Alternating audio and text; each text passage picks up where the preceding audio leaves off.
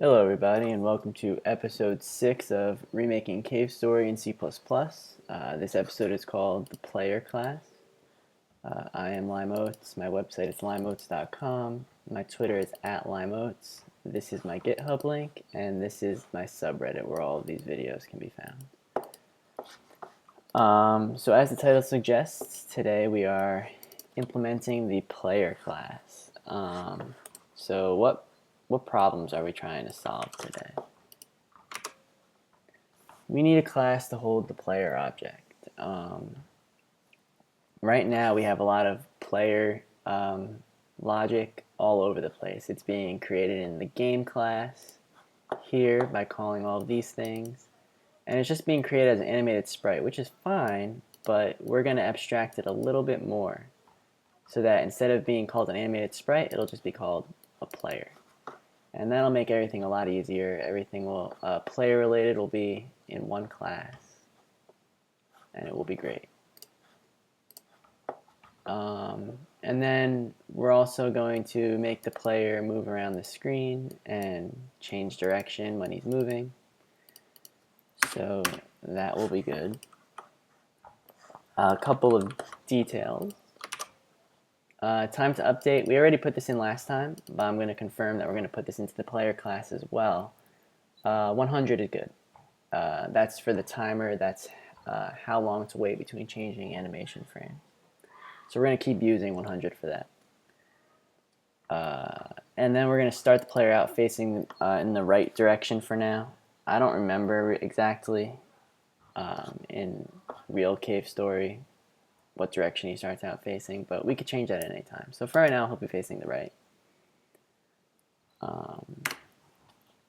Alright, so how are we going to do this? We are going to do this like this. We're going to make, well, first we're going to go into animated sprite and do a couple of things to clean up. We're going to make setup animations protected now. We no longer need to implement it. Oh, I'm sorry, we no longer need to use it in the game class because we're going to be using it from the player class, which is going to inherit from animated sprite, so we can make it protected instead of public. And then we're also going to make setup animations and animation done pure virtual instead of just virtual that they are now. This is because we're no longer implementing them in the animated sprite class. We need to leave them virtual because they're required in all the derived classes, but we're no longer implementing them there. So we're going to make them pure virtual for that reason. Then we're going to create the player class, and we're going to implement it so that everything's working exactly as it is now. So we're going to make it so that when we run the code, it's going to do exactly what it is right now. That's just so that we get everything situated, and then we're going to go on to add the new logic for movement and stuff after. We're going to add a global enumeration for direction. We're going to be using it right now for which way quote is facing, but it could be used for anything in the future. So we'll do that. Then we're going to add two new animations to the player, idle left and idle right. That's for when you're standing still facing a direction and not actually walking. Then we're going to add the logic for movement to the player class. And then finally, we're going to use those movement functions that we create in the game class using the input. So let's get started with that. So the first thing we're going to do is we're going to make setup animations protected in animated sprite. So right now, setup animations is up here in public. So let's grab all of that.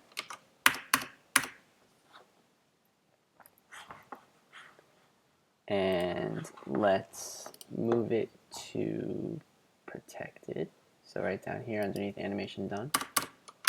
Just paste that in. It's indented weird, fix that. Alright.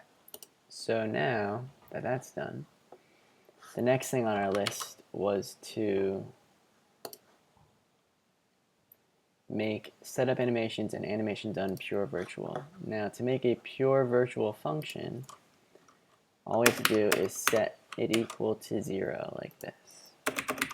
Now once that's done, we can no longer implement these in animated sprite. It won't let us. It can only be implemented in classes derived from it. Meaning that we can't have this here anymore, or we'll get compiler errors. And I'm going to comment this out. It can't be here, but I want to save these add animation calls so we could just copy and paste them into the player class later. So next, we're going to actually create the player class and start writing it out. So let's go to our headers folder, new file, player.h.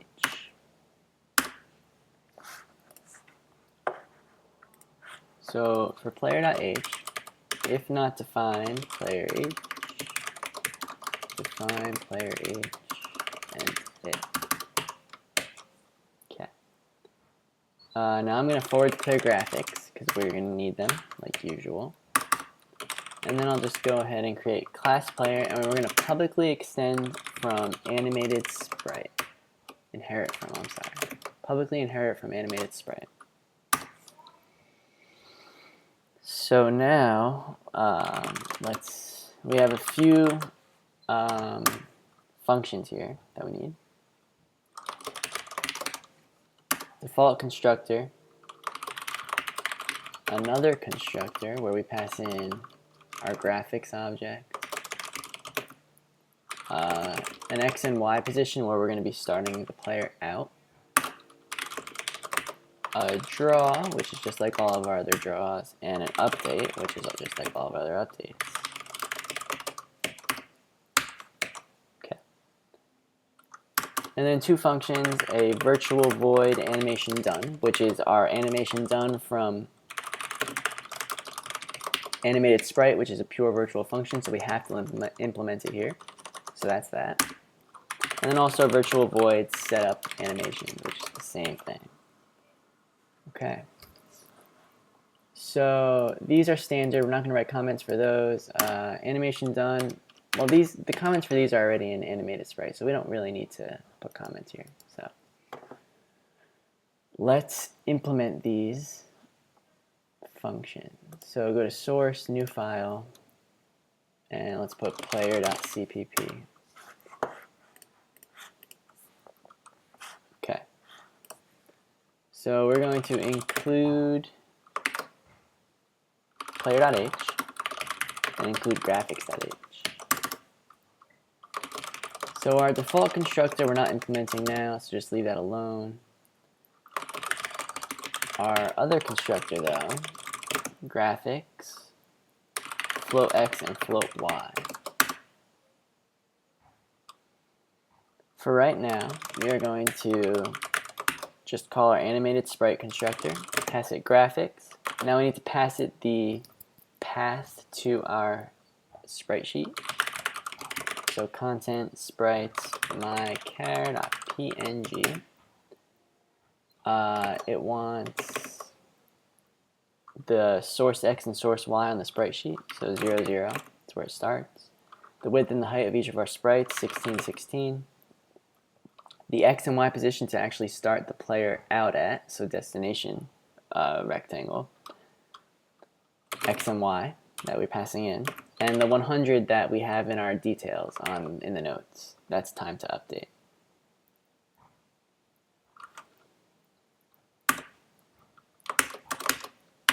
And now,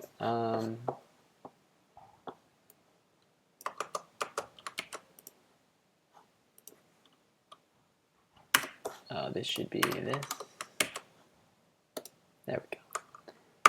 And now we are going to call graphics.loadImage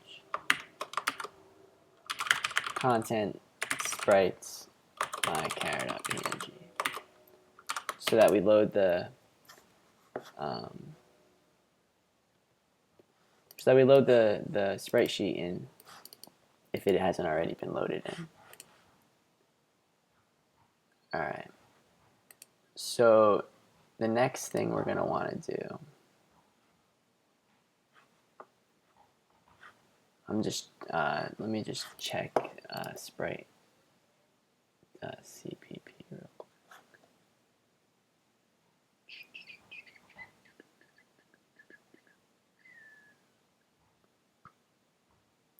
All right. So now let's implement the next thing, which is set up animations.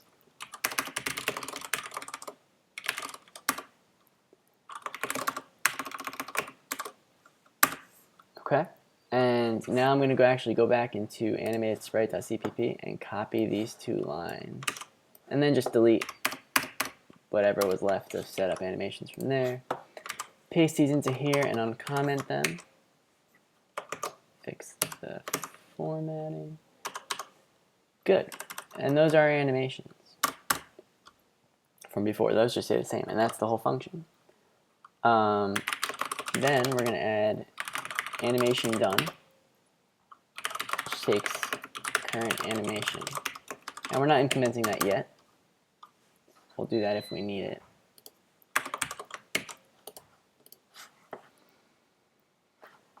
And then we're just going to call void player update. And all we're doing in here for right now is calling animated sprites update. We're going to add more to that later. Same exact thing for draw,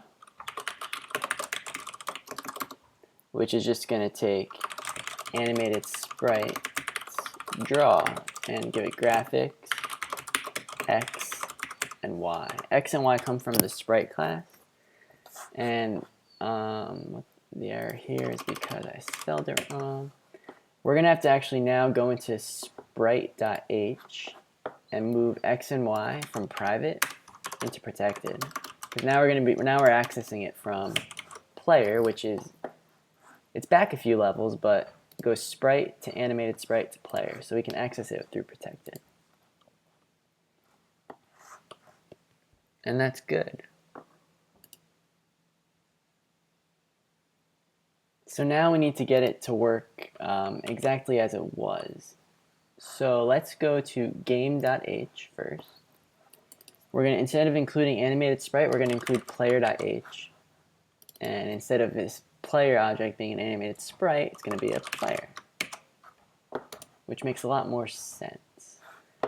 So then we're going to go to game.cpp. And in here, instead of starting out as a new animated sprite, we're going to start out as a new player. And the player constructor doesn't want any of this stuff because this is all done within the player class because it's much more specific. So the player will always be coming from mychar.png, so we don't need any of this passed in. The only thing we need is the X and Y position, because we want to be able to set that if we ever want to create a new player object. And then we're going to call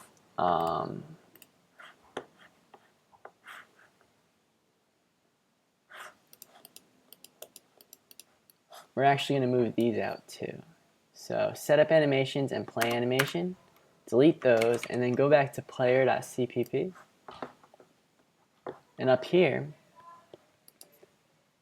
underneath load image in the constructor, we're going to call setup animations, and that'll set up all the players' animations. And then we're going to call play animation and idle right. Not idle right, I'm sorry. It'll be run right, because we didn't create idle right yet. And that's it. So now we seem to have errors. What are the errors? Yeah, alright, go back to game.cpp, down to draw. And players draw only needs graphics. So delete the rest of those. Build.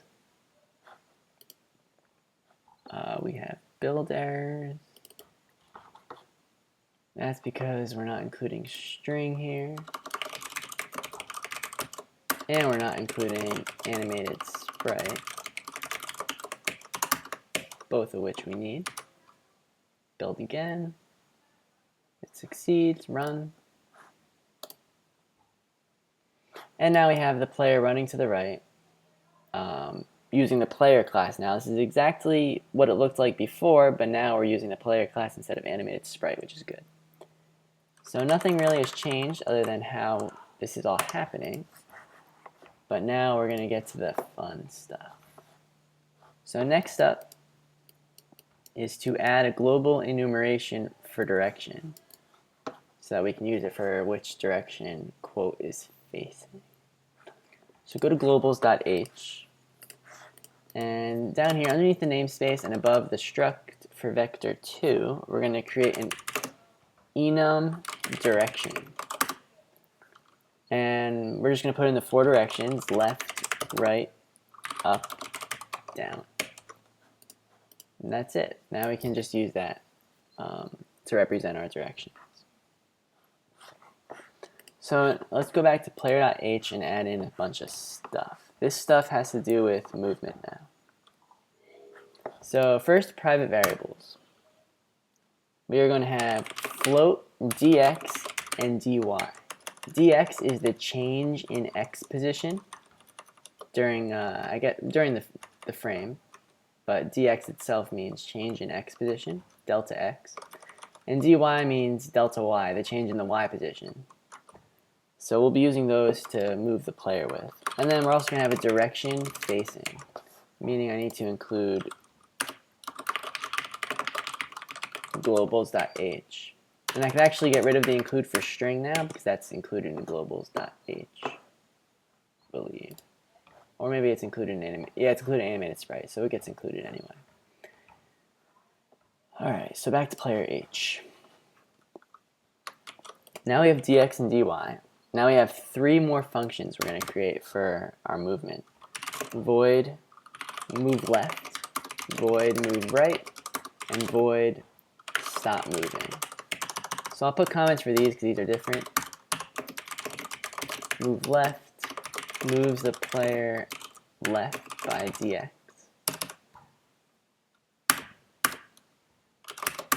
Move right moves the player right by dx. I should actually say by negative dx for left and positive dx for right. And then, of course, stop moving stops moving the player and resets direction. I'm sorry, not resets direction. It's actually going to use whatever direction is quote is already facing and play the idle animation. So those are our new functions. Those are public because we're going to be calling them from the game class. So let's implement those. So go to player.cpp. Let me make sure I'm on the right part. Alright, before we add the movement, we're just going to add the 2 new animations and then we're going to do it. So go to setup animations first. And let's add an idle left and an idle right animation for when we're standing still facing a direction. So add animation, it's going to be 1 frame, starting at 0, 0 for idle left. Call it idle left. Still 16, 16 for the width and the height in pixels, and vector 2, 0, 0 for the offset. And same thing for idle right. 1 frame, 0, except now we're 16 pixels down to get the right. Call it idle right, 16, 16, vector 2, 0, 0. And those are our 2 new animations for idle right and idle left. We'll be using those in a moment. So now, underneath animation done, let's add in our 3 new functions. So void player move left we'll do first. So we're going to set dx equal to our negative speed, which we haven't defined yet. So before we do that, let's go up to the top of our file, and we're going to make a new namespace called player constants. And here we're just going to have some constants for player physics and stuff. Our first and only one for now is walk speed, and 0.2f is a number that I played around with, and it looks pretty good for now. So that's what we're going to use. So now down here in move left, we're going to say dx equals minus player constants walk speed. So that'll make us move to the left by whatever walk speed is. We're going to play animation, run left, and we're going to set our facing equal to left so that we know which way quote is currently facing. And that's it for that. Then the same kind of thing for move right, except everything's switched. So dx equals positive player constants walk speed. We're going to play animation run right. And we're going to set facing equal to right. And then finally, our stop moving function.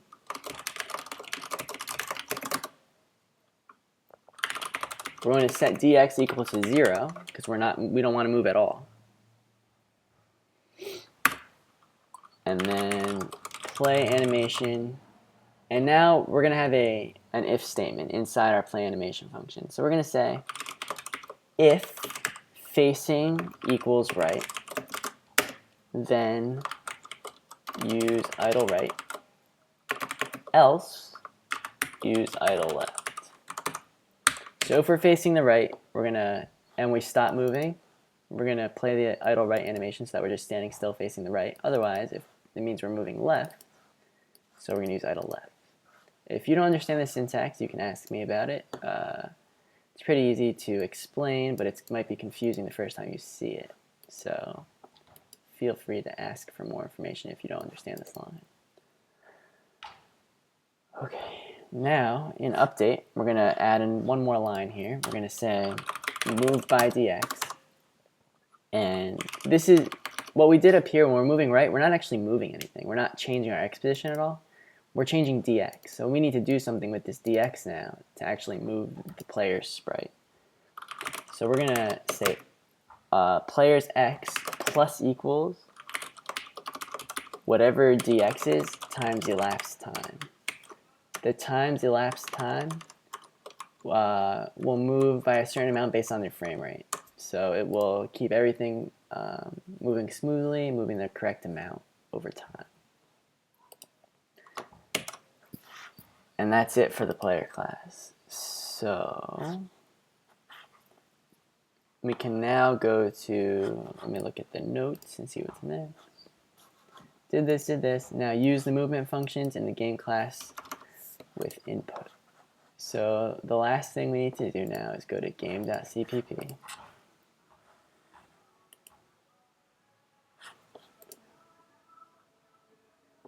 And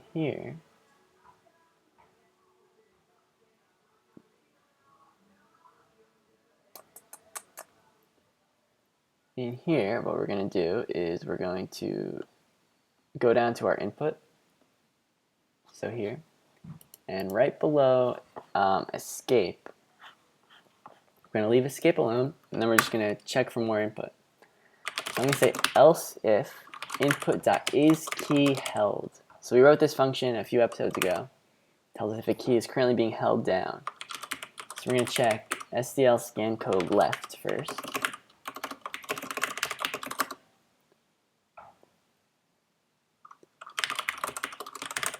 Player.move left.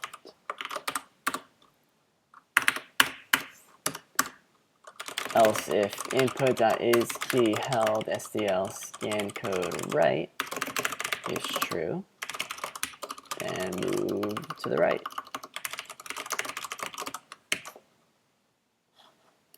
And then underneath all of this, we have to check to see if neither one is being held.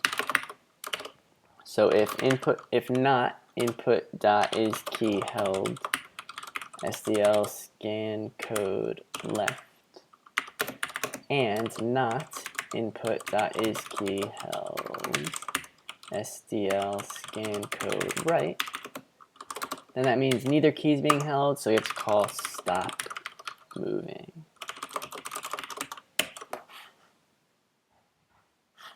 Alright, build that, make sure everything compiles nicely, and it looks like it does. Run it.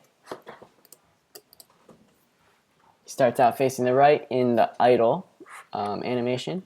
If I hold down the right key, he starts running. And the animation works, and he moves across the screen. If I hold down left, he also starts running to the left. And there we go. I'm now moving quote around the screen. So that's good. The animation always goes back to idle left or idle right when I stop. And it works. So he now moves. Okay. And that accomplishes all of our goals for this episode. So now let us briefly talk about next time. There's quite a bit to talk about actually in this next time. So next time we're going to start a very important part of this series, the level class. And there are going to be 4 parts to this episode, or to this section. And the 4 parts are going to come in 4 separate episodes. So part 1, which is the very next episode we're doing, we're going to create a very empty level class. And when I say very empty, a lot of it's not going to be implemented yet. We might write out the functions, the names, but we're not actually going to do anything yet. And then we're going to just draw the background to the screen. If you look in the data files for the game, you'll see a lot of files that start with BK. Like BK blue, BK black, BK fall, BK guard, gray, green, maze, moon, red, water, all that stuff. We're going to use those to draw a background onto the screen behind everything. So that's the background that we're going to be drawing from the level class, and that's going to happen in the next episode. So that's a pretty short episode. And then we're going to move on to episode number 2, part 2, which is drawing the level in tiled and downloading tinyxml2. So we're going to go through downloading tiles from mapeditor.org, starting a new map in there, loading in the tile set that we're using, and downloading tinyxml2. And then we're going to draw the first area. I don't know yet if we're actually going to draw the very first area from the game or just a little example area for now. I'll figure all that out for next time. Then we're going to do part 3, which is actually the longest episode of this whole 4-part section, which is writing the code to parse the TMX file, which is the file that gets produced when you save a tiled map.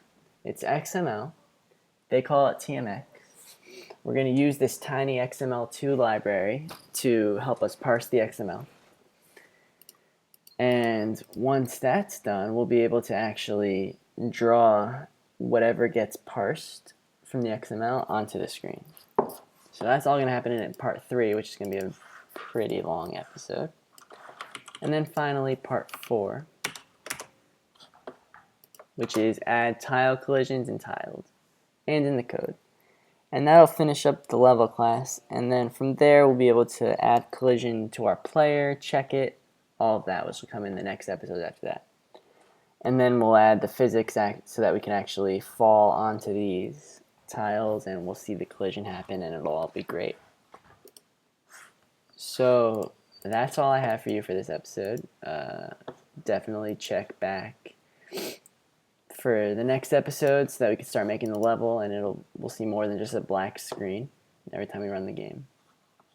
Again, my website's limeoats.com. My Twitter is @limeoats. It's the best way to contact me, so give me a follow there so that you could get my attention when you have a problem or you have a suggestion or something. All this code will be posted up on the GitHub under release 1.6. So check that out. And then my subreddit here, all my videos get posted there, so definitely check that out, subscribe. And then of course, that's a good place for discussion as well if you want to discuss something or suggest something, so post it there. And of course, please subscribe to this YouTube channel and you'll get notifications every time I upload a new video so that you'll keep up to date with where I'm at in this series. So yeah, thank you very much for watching, and I will see you all